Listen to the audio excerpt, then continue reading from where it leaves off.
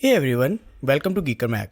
In today's video you will learn step-by-step instructions and easy way on how to make Goku in Infinite Craft.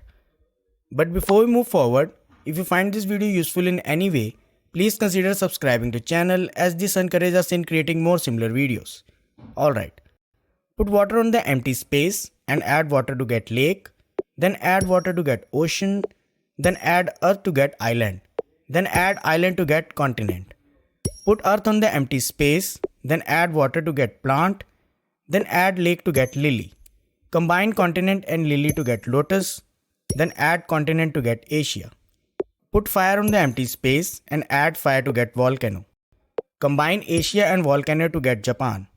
Then add fire to get Godzilla, then add lily to get monster, then add lily to get nymph, then add lily to get Narcissus, then add Japan to get enemy.